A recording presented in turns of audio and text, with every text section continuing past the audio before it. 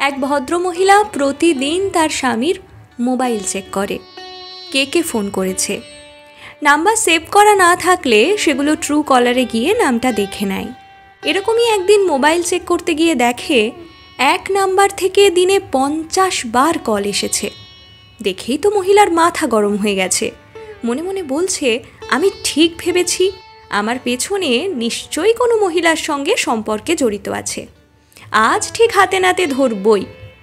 জিজ্ঞাসা করব, কে সে এমন দিনে 50 বার তোমাকে ফোন করতে হয়? কি সম্পর্ক তার সাথে তোমার? তাকে যদি ভালোই বাসো তাহলে আমাকে বিয়ে করেছিলে কেন? তাকেই যদি এত ভালোবাসো তাহলে আমাকে ডিভোর্স দিয়ে দাও। দুই নৌকায় কোনো দিন পা দিয়ে চলা যায় না। তুমি ওর সাথেই ভালো থাকো আর আমাকে আমার মতন ছেড়ে দাও। আমি লোকের বাড়ি বাসন মেজে খাবো, তাও তোমার সাথে থাকবো না। ভদ্রলোক খেয়ে বাড়ির বাইরে বেরিয়েছিলেন পান সিগারেট খাওয়ার জন্য। ভদ্রমহিলা অপেক্ষা করে আছে ভদ্রলোকের জন্য। এলেই ঝাঁপিয়ে পড়বে তার ওপর আর প্রশ্নের ওপর প্রশ্ন করতে থাকবে। সে খেতে বসেও খেতে পারল না। ভেতরে কেমন যেন একটা কাঁপুনি দিচ্ছে। এত বড় বিশ্বাসঘাতক লোক, সবার সামনে ভদ্র সেজে থাকে। অবশেষে ভদ্রলোকের আগমন হলো বাড়িতে। ভদ্রমহিলা নম্র সুরে বলল, তোমার সাথে আমার কথা আছে।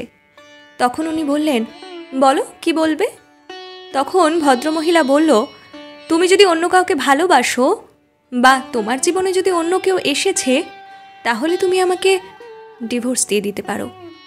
ভদ্রলোক এই কথা শুনে বেজায় রেগে গেলেন। কি সব উল্টোপাল্টা বলছো? তোমার কি ভীমরতি হয়েছে? তখন ভদ্রমহিলা বললেন, ভীমরতি আমার ধরেছে নাকি তোমার? এই বুড়ো বয়সে কারোর সাথে প্রেম করতে লজ্জা লাগে না? দুদিন পর মেয়েকে বিয়ে দিতে হবে। এই বদনাম যদি ছড়িয়ে যায়, পারবে মেয়ের বিয়ে দিতে? ভদ্রলোক আরও রেগে গেলেন। বললেন, তুমি কি বলতে চাইছো? তুমি কি খেপে গেছো? তখন ভদ্রমহিলা বললেন, না খেপিনি, তবে খেপে যাব এবার। মা বাবার ঝগড়া শুনে পাশের রুম থেকে ওনাদের মেয়ে এসে বলল, কি হচ্ছে তোমাদের এসব?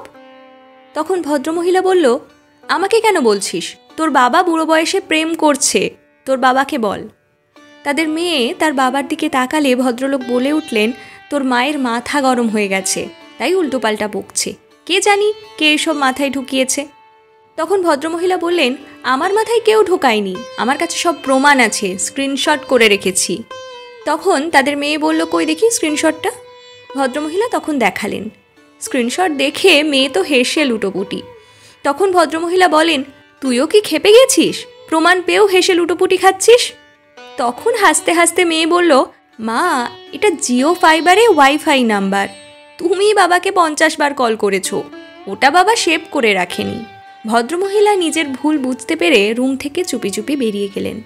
ভদ্রলোক বললেন, দেখলি তো, তোর মায়ের যত বয়স বাড়ছে তত সন্দেহের প্রবণতা বেড়ে যাচ্ছে।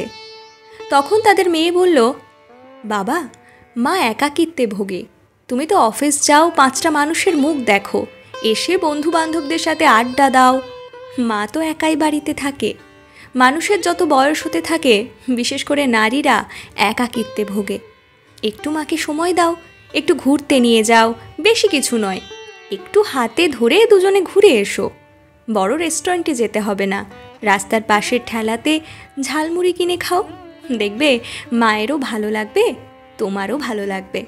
তখন আর তোমাদের মধ্যে এই সন্দেহটা থাকবে না। প্রতিটা নারী চায় তার স্বামী তাকে সময় দিক। এটা কোনো পুরুষই বুঝতে চায় না। তারা ভাবে তাদের ওপর সংসারের দায়িত্ব ছেড়ে দিয়েছি তো, শাড়ির ওপর শাড়ি, গয়নার ওপর গয়না দিচ্ছি, তাদের আর কিসের অভাব?